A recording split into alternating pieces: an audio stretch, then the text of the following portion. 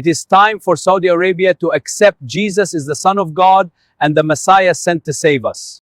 My name is Sheikh Amir Fahd Al Nasir. You won't find my face in newspapers or my sermons broadcast across satellite television.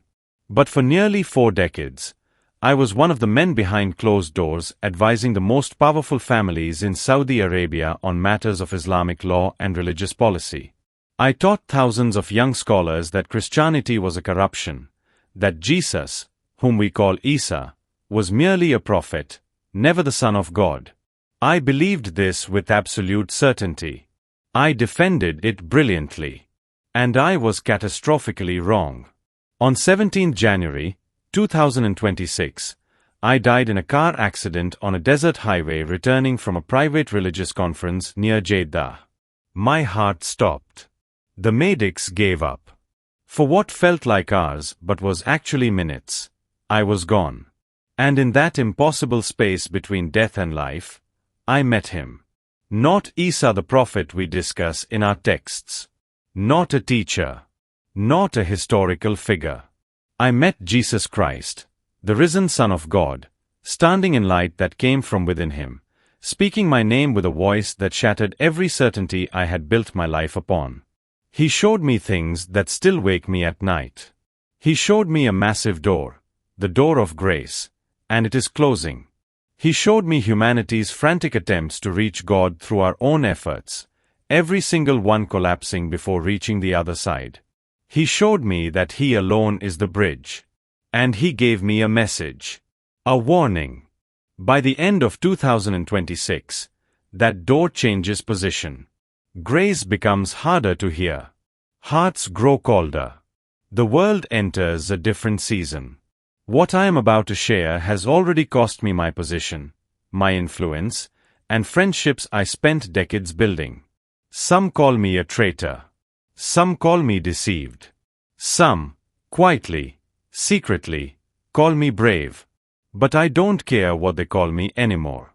You need to hear this while the door is still open. Because Jesus told me something I can never forget. Some will listen. And that is enough. I am 61 years old. I was born in 1965 in a small town outside the holy city of Medina, Saudi Arabia. My family has served the kingdom for generations. My grandfather was a judge in the religious courts, known throughout our region for his unwavering commitment to Islamic law. My father before me trained scholars who would go on to teach at the Grand Mosque in Medina. We are a family known for one thing: absolute devotion to the faith. But there is something else about my family that shaped who I became. We didn't just serve publicly, we served the powerful privately. While other scholars gave Friday sermons to crowds, my father sat in private councils with princes and advisors, helping them navigate complex religious questions that could shape policy, affect international relations, or determine the fate of controversial cases. I learned early that real influence happens away from microphones and cameras. By the time I was 20 years old, I could recite entire classical texts from memory. I spoke Arabic with the precision of ancient scholars. I had mastered debates so thoroughly that students would tremble before asking me questions. By 40, I wasn't just teaching, I was advising. Government officials, business leaders, families whose names you would recognize if I were permitted to speak them. My work required absolute discretion. I traveled to conferences that were never publicized. I wrote policy recommendations that were never attributed. I sat in rooms where decisions were made about how Saudi Arabia would respond to Western religious influence, how we would counter Christian missionary efforts, how we would preserve the purity of Islam in our region. For 35 years, this was my life. Respect, honor, influence, a legacy I thought would outlive me. I had no idea it was all built on a lie I would one day have to face. But to understand how far I fell, and how high grace lifted me, you need to know where I came from. You need to understand the weight of what I carried, the certainty I possessed, and the secret doubt that haunted my nights even when I refused to speak it aloud during my days. 17th January, 2026 began like any other day of influence. I had been invited to speak at a private religious conference near Jeddah, not the kind advertised in newspapers or discussed on social media. This was a gathering of perhaps 30 men, all carefully selected, all trusted. We met in a compound owned by a family whose wealth could shift markets. The topic was Western religious encroachment, Christian organizations quietly operating in the kingdom under the disguise of humanitarian work, digital evangelism targeting our youth, the slow erosion of certainty among young Saudis studying abroad. I spoke for 90 minutes. I quoted scripture. I cited historical precedents. I warned of dangers. Men nodded. Some took notes.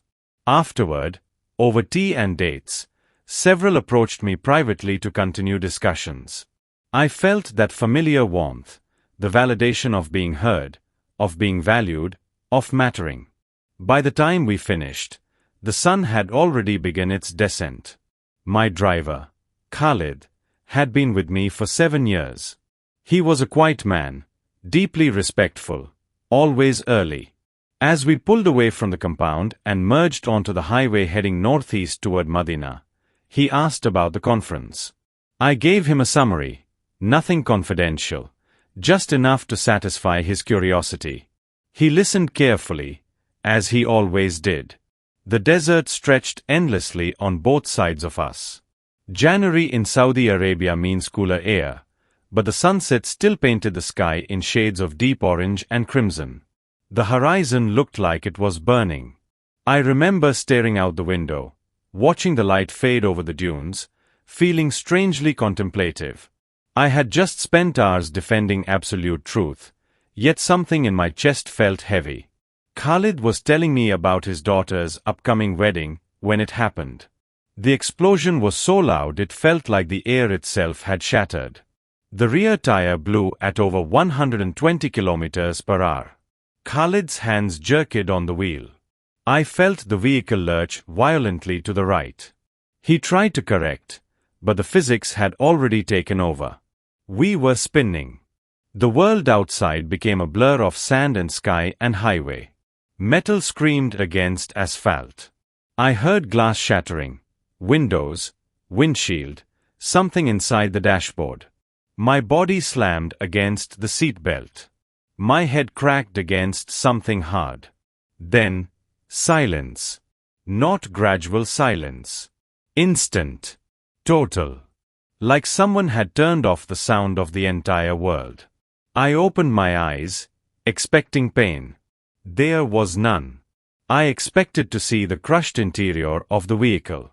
Instead, I was floating. Actually floating, perhaps 10 meters above the wreckage. I could see everything with perfect clarity. The SUV had rolled 3 times and come to rest on its side. Smoke rose from the engine. Khalid was crawling out of the driver's window, his face bleeding but conscious. He was screaming something, but I couldn't hear him. Then I saw myself. My body was still strapped in the passenger seat, visible through the shattered window. My head was tilted at an unnatural angle. Blood ran down the side of my face, staining my white thobe dark red. I wasn't moving. 2 vehicles had stopped. Men were running toward the wreckage. One of them reached me first, through the window, checking for a pulse. I watched him pull me out onto the sand with the help of another man. They laid me on my back. My eyes were open but empty. One man immediately began chest compressions. Another pulled out a phone, shouting into it, probably calling emergency services. I should have been terrified. I should have been screaming, trying to get back into my body. But instead, I felt something I hadn't felt in years. Peace. Deep, unexplainable peace. I watched the man doing compressions. His hands pressed rhythmically against my chest. Press, press, press. Breathe. Press, press, press. Breathe. Sweat dripped from his forehead despite the cool evening air. Another man arrived with what looked like a first aid kit. Someone else had flagged down traffic. The man doing compressions began to slow. He looked at his companion and shook his head. That's when I felt it. Something pulling me. Not physically. I had no physical body to pull. But my awareness, my consciousness, my soul, whatever I was in that moment, began to move upward. The scene below me started to shrink. The wrecked vehicle. The men surrounding my body. Khalid sitting on the ground with his head in his hands. The stopped traffic. The orange desert. All of it fading. The world dissolved into darkness. But not empty darkness. Living darkness. The darkness wasn't empty. It was alive. I could hear something in it. Distant singing, though calling it singing feels inadequate.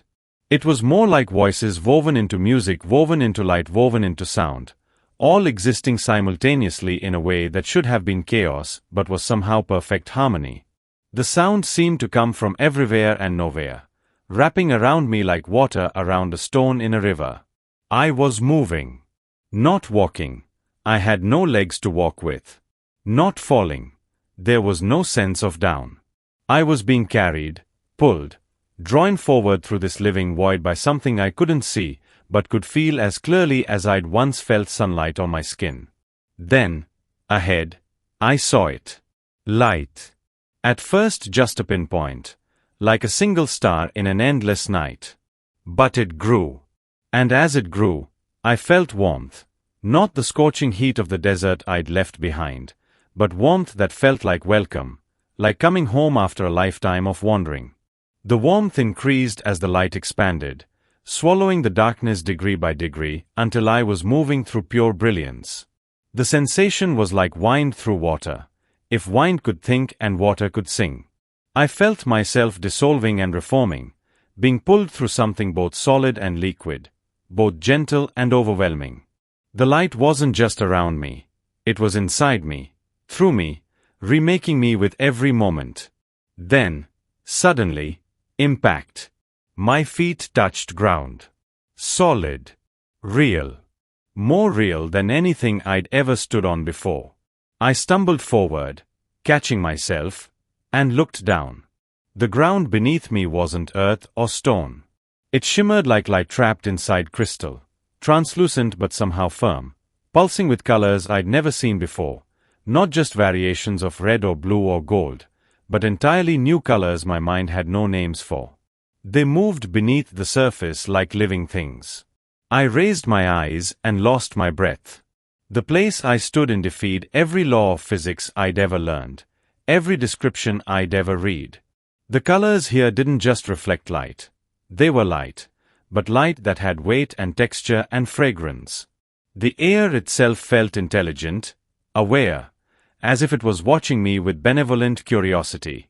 Every breath I took tasted like joy. Trees stretched upward all around me, but calling them trees was like calling the ocean a puddle. They were towers, massive columns of gold and emerald that spiraled into a sky I couldn't fully comprehend. Their leaves caught light and threw it back transformed, creating patterns of radiance that shifted and danced. To my left, a river flowed. But its water looked like liquid glass, perfectly clear, perfectly bright, moving with purpose and singing as it moved. I could see depth in it that seemed to go on forever. Then I noticed my hands. The injuries were gone. The blood, the cuts, the torn skin, all vanished. My hands looked young, strong, flawless. I touched my face and felt smooth skin where age had carved lines for decades. I flexed my fingers and felt strength flow through them like fire without heat, like power without effort. Whatever body I inhabited now felt simultaneously lighter than air and stronger than steel. Is this paradise? I whispered. My voice sounded strange, clearer, purer, as if the air itself polished every word before releasing it. The atmosphere changed. Not with thunder or wind or any physical shift. The change was spiritual, emotional, fundamental. The air that had felt gently aware suddenly felt intensely focused. Authority pressed down on everything, not crushing authority, but the kind that makes you realize you are standing before something infinitely greater than yourself. Yet woven through that authority was love so profound it made my chest ache. I felt someone behind me. Every instinct screamed at me to turn around, yet every instinct also whispered that I wasn't ready for what I would see. My heart, did I still have a heart, pounded in my chest. Slowly, fighting against a fear that was somehow mixed with desperate hope, I began to turn. The light intensified. And there he stood. A man. But so much more than a man. Light didn't fall on him from some external source. It radiated from within him, emanating from his very being like heat from fire. His robe moved like living brightness, shifting and flowing with colors that hurt to look at and impossible to look away from. His face held features I could recognize. Eyes, a mouth, the structure of humanity, but infused with something that transcended flesh. His eyes. When they met mine, I felt completely and utterly known. Every thought I'd ever hidden. Every lie I'd ever told myself. Every moment of pride, of doubt, of secret sin. Every single thing I was lay exposed before those eyes. Yet I felt no rejection. No condemnation.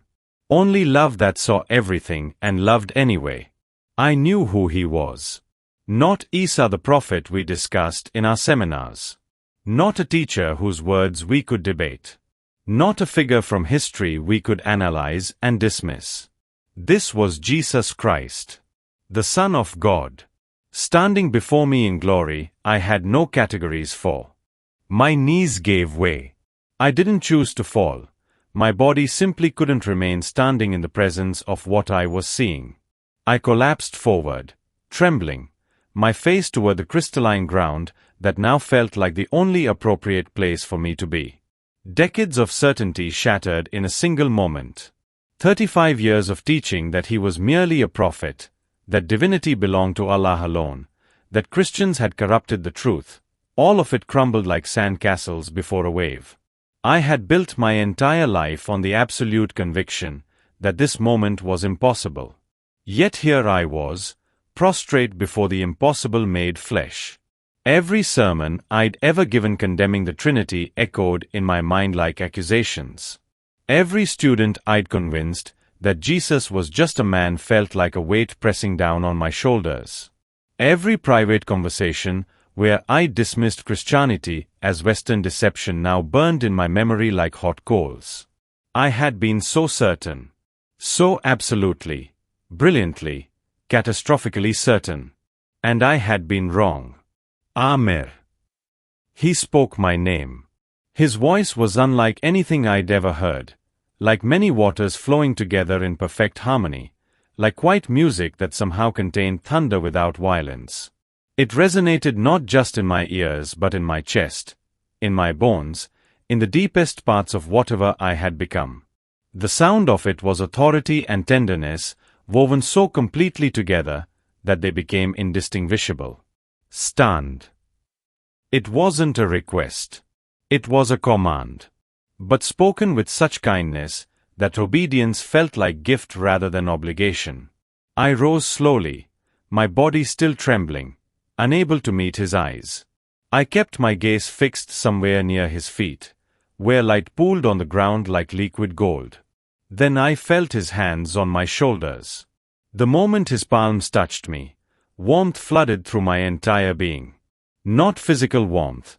This was something deeper, something that touched places in me I didn't know existed. It was emotional warmth, spiritual warmth, the sensation of being seen and accepted simultaneously. Every cold place in my soul suddenly felt thawed. Every hard place softened. Every broken place began, impossibly, to mend. The warmth spread from his hands through my shoulders, down my arms, into my chest, filling me like water filling a vessel. I gasped at the intensity of it. Do you know who I am? His question was gentle, but it demanded truth. Not the truth I'd taught for decades. Not the sanitized version I'd presented to thousands of students. The actual truth that my soul now knew beyond any possibility of denial. My lips trembled. The words felt like they might kill me to speak, yet keeping them inside felt worse. You are. I struggled to breathe. You are the Son of God. Silence. I waited for judgment. For wrath. For the righteous anger that I deserved after spending my life denying what I'd just confessed. I had led thousands away from this truth. I had mocked it, dismissed it, argued brilliantly against it. Then he smiled. The smile transformed his face. It didn't diminish his authority or his power. If anything, it intensified them. But it added something that broke me completely. Joy. He was joyful that I'd spoken the truth. Not smug. Not vindicated. Genuinely happy that I had finally seen what he'd been waiting for me to see all along. I am the way, the truth, and the life. Each word carried weight that seemed to reshape reality around it. Not just philosophical weight, ontological weight. The words weren't describing truth. They were creating truth, establishing it, making it more real than the ground beneath my feet. He turned slightly, his robe shifting with movement that seemed both physical and not. He gestured with one hand, not pointing, but inviting. Walk with me. It was invitation, not command. He was offering me something, not demanding something from me. After everything I'd done, every lie I'd taught, every soul I'd potentially led astray, he was inviting me to walk beside him. I stepped forward on legs that still shook. As we began to move, the garden around us shifted. Not violently, but fluidly, like reality was rearranging itself to accommodate where he wanted to go. The trees of gold and emerald moved back, creating a path. The crystalline ground stretched forward. The river of glass altered its course to flow parallel to our direction. The beauty that had seemed overwhelming moments ago now began to fade into the background. Not because it became less beautiful, but because walking beside him made everything else secondary. His presence pulled my attention like gravity pulls matter. We walked in silence for what felt like both seconds and hours. Time seemed to function differently here, if it functioned at all. With each step, I felt the garden growing more serious around us. The colors became deeper. The light became more focused. The air became heavier with purpose. Then, ahead, I saw where we were going. The edge of something enormous. We stopped at what appeared to be the border of the garden. Beyond it, the ground simply ended. And what lay beyond that edge made every nerve in my body scream warnings I couldn't articulate.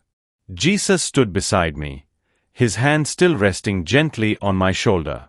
Look, he said softly. I looked. And I understood why he had needed to prepare me. The chasm before us defied comprehension. It stretched wider than any sea I'd ever seen, deeper than any canyon could possibly reach. The edges dropped away into a darkness, so profound it seemed to devour light itself. I stepped closer, my feet stopping just short of where the crystalline ground ended, and looked down into the abyss. The darkness wasn't still. It moved like smoke, churning and roiling, alive with something I instinctively recoiled from. And from somewhere deep within that darkness came sounds, not screams exactly, but cries. Moans heavy with regret. Voices calling out words I couldn't quite distinguish, but whose tone communicated everything. Loss, despair, the unbearable weight of too late. I tore my eyes from the pit and looked across to the other side. There, separated from us by this impossible distance, stood a city. But calling it a city was like calling the sun a candle. It blazed with light that made the garden behind us look dim by comparison. Towers rose impossibly high, their walls appearing to be constructed from crystallized glory itself. Streets shone like rivers of gold. The air above it shimmered with what looked like music made visible. Everything about it radiated permanence, perfection, peace, home. The word came to my mind unbidden. That city was home in a way no earthly place had ever been. What is this? I whispered, my throat tight. Jesus stepped beside me, his presence both comforting and terrible as we stood at that edge. This, he said, his voice carrying sorrow that made my heart ache, is the separation between humanity and God. As he spoke, the scene before me shifted. I could suddenly see them, countless people on this side of the divide, standing where I stood, staring at the city of light across the chasm. Hope and determination marked their faces. They weren't giving up. They were trying. I watched a man gather prayers like stones, stacking them carefully, building a bridge of his devotion. 5 times daily prayers. Midnight prayers. Prayers whispered in prostration. Each one a stone laid with sincerity. The structure grew, extending out over the void, reaching toward the other side. But it wasn't long enough. Not nearly long enough. The bridge crumbled. The man stumbled, grasped at air, and fell into the darkness below. His cry joined the chorus of regret. Another appeared, a woman this time. She carried charity like bricks. Money given to the poor. Food distributed to the hungry. Wells dug in dry places. Orphans cared for. Each act of kindness became material in her hands, and she built furiously, desperately, her pile of good works growing higher and higher. It collapsed before reaching halfway across. Others came into view, each with their own materials. One man carried fasting, decades of Ramadan, voluntary fasts, discipline of the body. Another woman brought rituals, pilgrimages completed, ceremonies performed with precision, traditions honored perfectly. A young man stacked religious knowledge, verses memorized, theology mastered, arguments won, debates dominated. I recognized him. I recognized all of them. Because I had taught them. I had taught them exactly this. That salvation was something you built. That paradise was something you earned. That if you were sincere enough, devoted enough, knowledgeable enough, you could construct your own bridge to God. Every structure collapsed. Every attempt failed. Every person fell. My chest tightened until I could barely breathe. Why? The word came out as a gasp. Why can't they cross? Jesus turned to look at me. His eyes held infinite gentleness, but his words carried the weight of absolute truth. Because nothing imperfect can reach perfection. He gestured toward the struggling masses, toward their frantic building, their sincere efforts, their desperate attempts. Human effort cannot erase human sin. The words landed like hammer blows against my heart.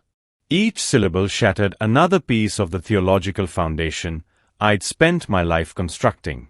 I stared at the people falling, always falling despite their best efforts, despite their sincerity, despite their dedication. And I realized with horror that I wasn't just watching strangers. I was watching the fruits of my teaching. Every student I'd instructed in how to earn paradise through works. Every young scholar I'd convinced that if they just prayed harder, fasted longer, memorized more, gave more, they could build their bridge to God. Every person I'd assured that Islam provided the clear path, the perfect system, the guaranteed method. All of them building bridges that would never reach the other side. All of them falling into darkness because of what I'd taught them. Tears began streaming down my face. Not gentle tears, violent, body-shaking sobs that came from somewhere so deep I didn't know that place existed until this moment. My knees weakened again, but this time not from awe. From grief.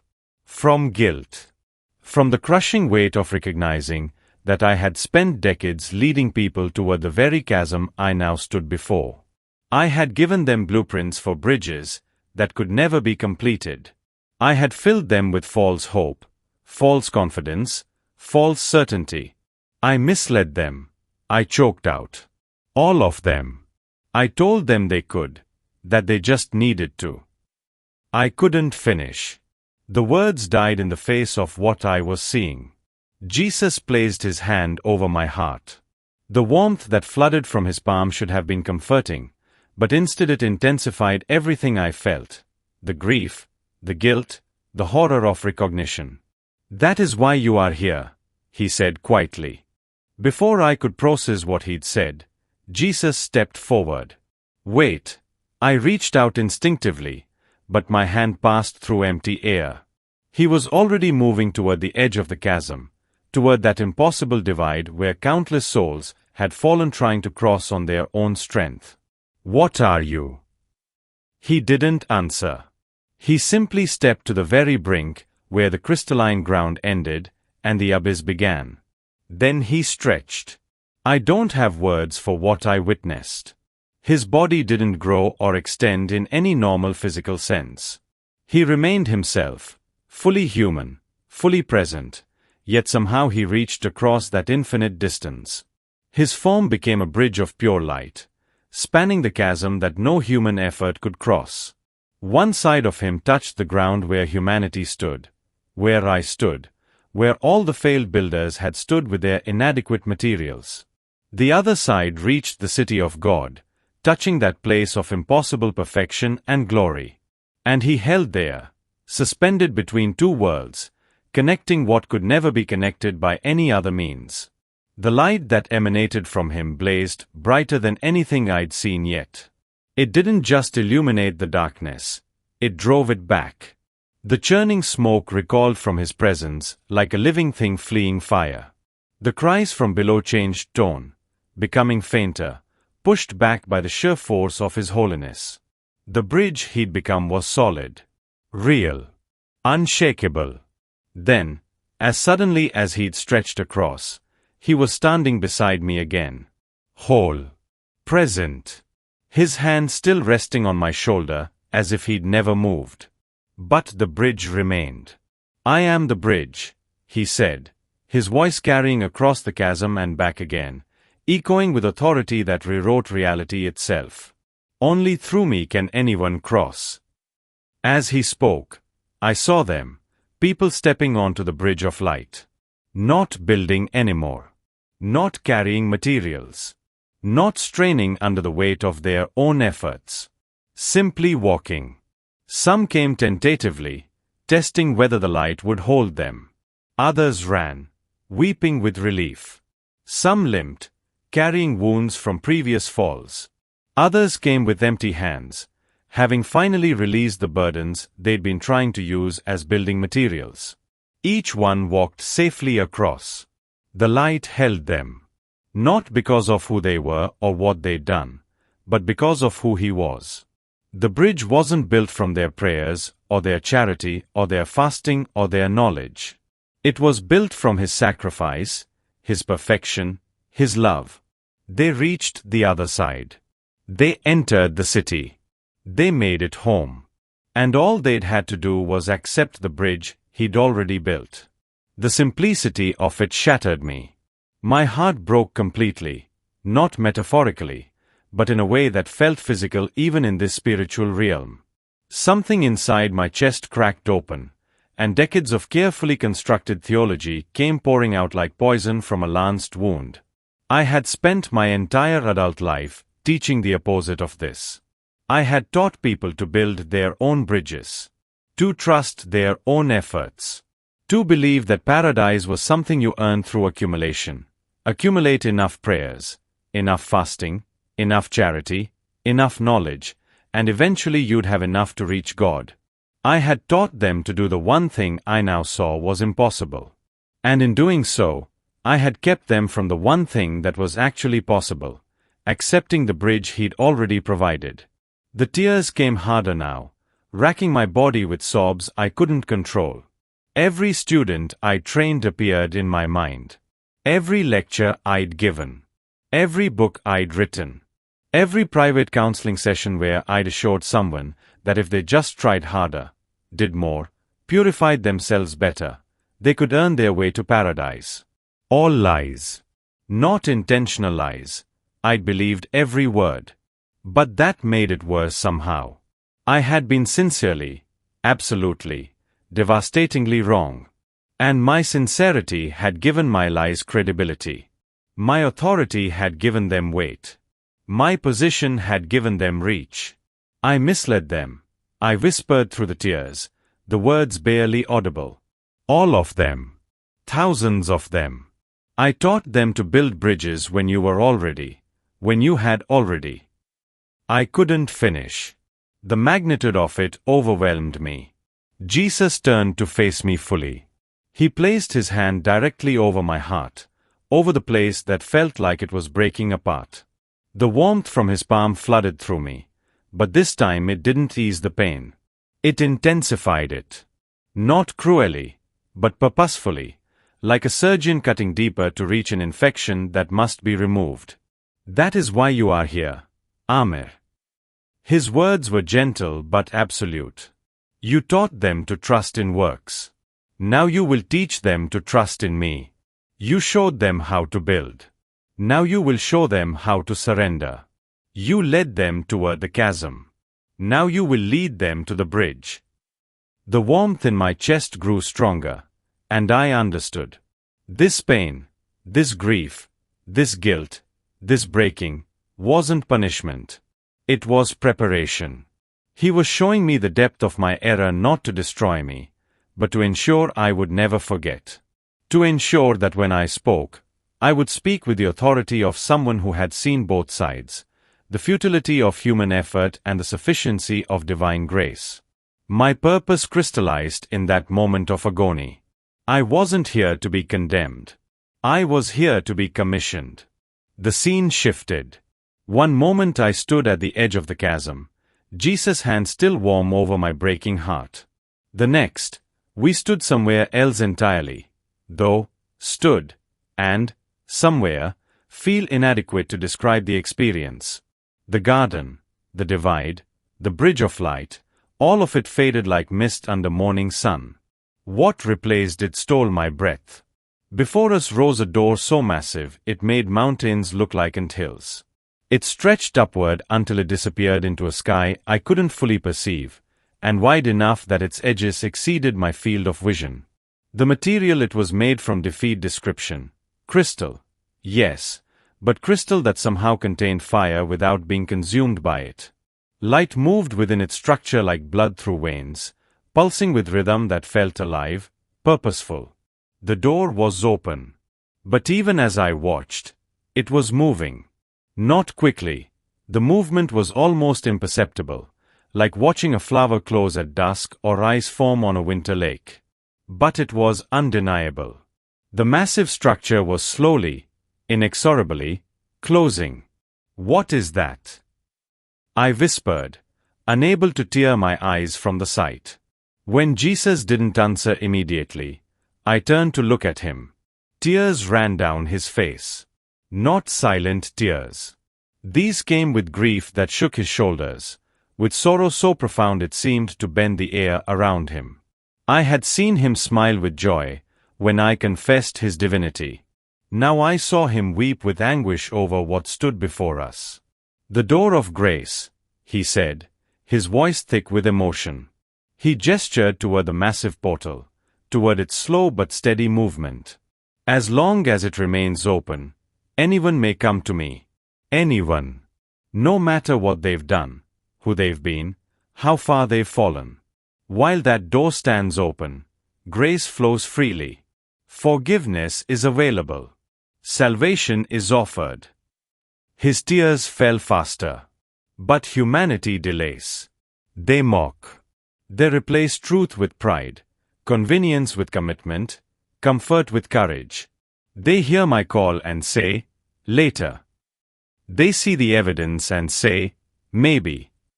They feel conviction and say, but first, let me. He turned to look directly at me.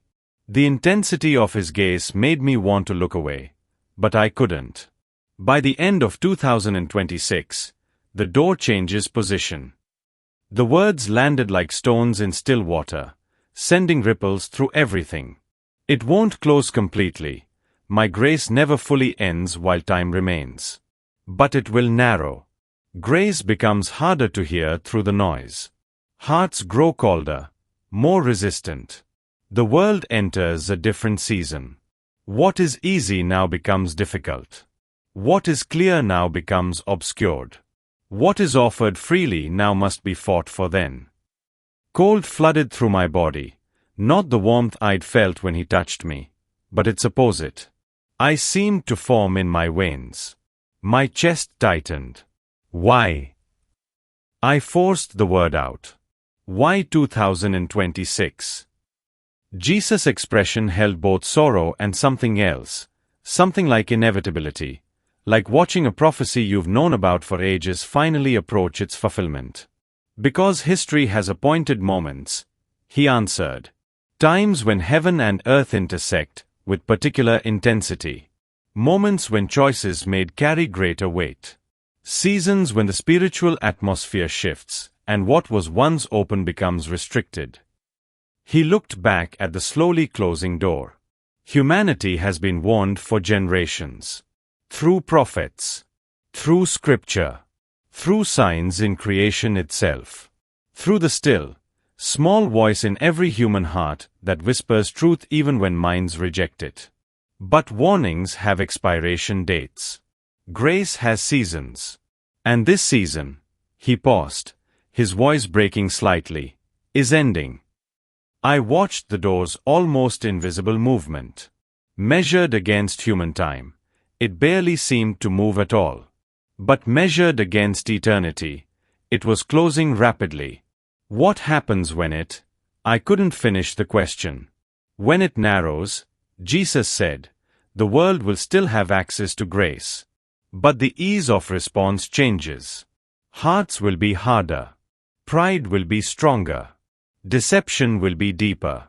Those who would have come easily in 2025 will struggle to come in 2027. Those who would have heard clearly before will barely hear at all after. He turned back to me. That is why you must return. That is why you must speak. Not to condemn, but to warn. Not to judge, but to offer hope while hope is easily grasped. The door is still open, Amir. But it won't remain this open forever. My mind raced with questions. What would narrow it? Why 2026 specifically? What events would mark this shift? But even as the questions formed, I understood they weren't what mattered. What mattered was the message. Now, while the door is open, before it changes, how much time? I asked. Jesus looked at the door, then back at me. You died in January 2026. You will return to January 2026. You have months, not years. Some will hear. Many won't. But those who do, his expression softened with a love so fierce it hurt to witness. Those who do will walk through while the way is still clear. The door continued its glacial movement inward. Still open. But closing. And suddenly, I understood the terrible urgency of what he was showing me. Jesus raised his hand, and the scene around us dissolved into something else. Not one vision, but many, flowing past me like water, like wind, like time itself moving at impossible speed. I didn't see details. He spared me the violence, the specifics, the graphic nature of what was coming. But I saw the scale. Nations trembling. Not from earthquakes or wars alone, but from something deeper, a shaking of foundations people thought were permanent. I saw governmental structures people trusted beginning to crack. Economic systems they relied on starting to sway. Social contracts they assumed were unbreakable beginning to tear. Trust breaking everywhere. Between leaders and people. Between neighbors. Between family members. The fabric that held societies together fraying at edges, that had seemed so strong. Fear rising like floodwater. Not panic, worse than panic. The slow, creeping fear that settles into bones and changes how people think, how they act, what they're willing to do to feel safe. Fear that makes them compromise. Fear that makes them cruel. Fear that makes them abandon principles they claimed were sacred. Faith being tested like gold in fire. I saw believers, real believers, not the nominal kind, pressed from every side. Mocked more viciously. Marginalized more completely. Forced to choose between comfort and conviction, between acceptance and truth, between fitting in and standing firm. Truth becoming rare. Not extinct. Jesus showed me it would never be extinct, but rare enough that finding it would require genuine seeking. Lies wouldn't just compete with truth. They would dress themselves up as truth, speak with authority, come with credentials, flow from sources people trusted. But then, light. Small light scattered throughout the darkness. Individual believers who refused to compromise. Communities that held firm when everything around them bent. Families that chose truth when choosing lies would have been easier. Young people who stood for Christ when their entire generation was walking away. The lights were small, but they were steady. And in the gathering darkness, they shone brighter than I would have thought possible. Hope embedded in warning. That's what he was showing me. Not just catastrophe, but endurance.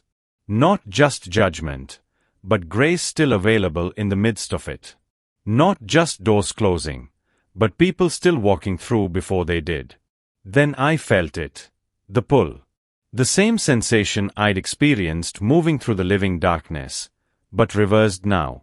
The light around us began drawing me backward, away from Jesus, away from this place between worlds. No, I reached for him. I'm not ready. You must return. His voice was firm but gentle. Tell them what you saw. The pull grew stronger. I felt myself being drawn away despite my resistance. Tell them I am the bridge, Jesus continued, his words following me as I moved. Tell them the door is still open. Tell them grace is still flowing freely. Tell them to come now, while coming is easy. But not forever, I whispered, the words both question and statement. But not forever, he confirmed. The distance between us grew. His figure began to fade, though his voice remained clear. Will they listen? I called out, desperation in my voice. After everything I taught them before, after I spent decades telling them the opposite, will anyone believe me? His smile was the last thing I saw clearly before the light consumed everything. Some will, he said softly, and that is enough. Then everything changed. Weight.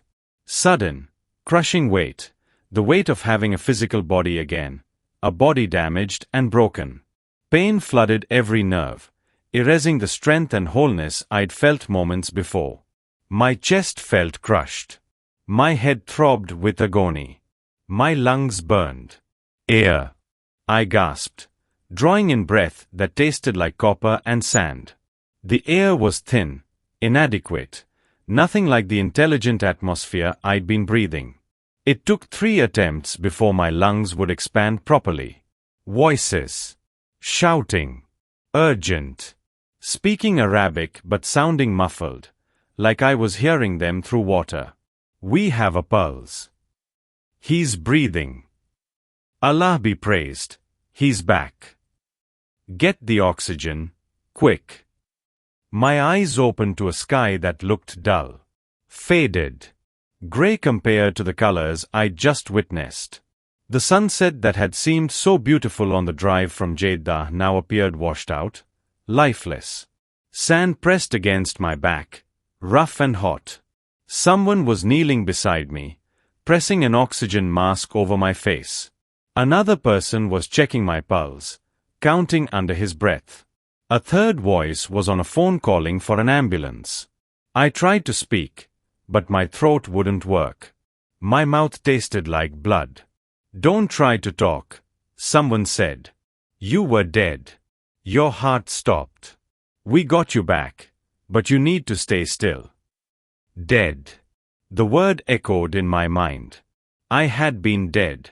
This wasn't a dream or a hallucination or oxygen deprivation creating fantasies. I had died. I had left this world. I had stood in another realm. I had met Jesus Christ. And he had sent me back. With a message. With a warning. With a commission I couldn't refuse even if I wanted to. The sky above me continued to look impossibly dull compared to where I'd been. But I was here. I was alive. And I had work to do. The weeks that followed my return were the longest of my life. Physical recovery came slowly. Broken ribs. Severe concussion. Internal bruising. The doctors called my survival a miracle, though they meant it medically, not spiritually. They had no category for what had actually happened during those minutes when my heart had stopped. But physical pain was nothing compared to what came next. I told my family first. Gathered them in my hospital room 3 days after the accident, when I could finally speak without gasping. My wife sat beside the bed, holding my hand. My 2 sons stood near the door. My daughter sat in the corner, her eyes already red from crying over my injuries. I told them everything. My wife wept. Not the relieved tears of almost losing a husband.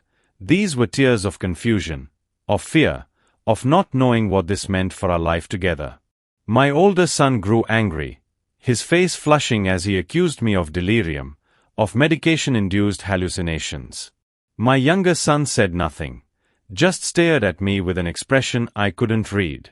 My daughter left the room before I finished. Some cried.